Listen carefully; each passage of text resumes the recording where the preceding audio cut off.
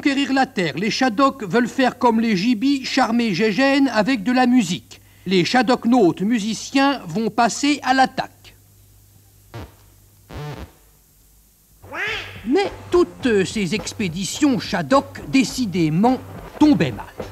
Celle-là arrivait comme par hasard à l'heure du thé, au moment justement où les Gibis venaient chez Gégène lui jouer sa musique préférée.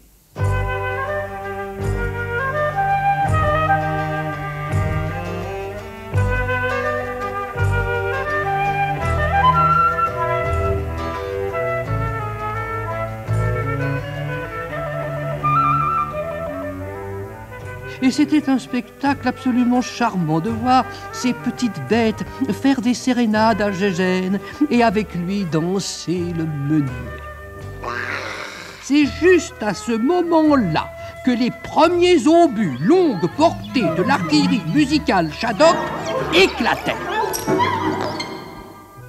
Ces 100, alors, ne firent qu'un tour. Un seul, mais un grand. Si grand qu'on croyait presque qu'il allait éclater.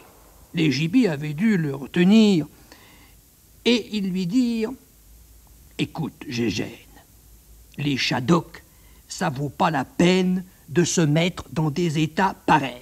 Ça serait beaucoup plus amusant de les laisser venir et de leur jouer des tours avant de les manger définitivement ou de les mettre au garde-manger. » Or, les Gibis avaient un plan à base de petites boîtes.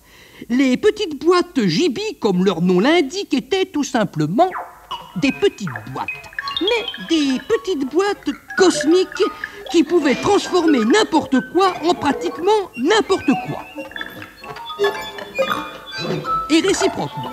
C'était très utile pour les voyages interstellaires. Par exemple, quand on tombait dans un endroit où il n'y avait que de la lumière, on mettait le côté lumière vers la lumière et les autres côtés fournissaient soit du chaud, soit de l'électricité, soit des rayonnements atomiques, soit de la musique.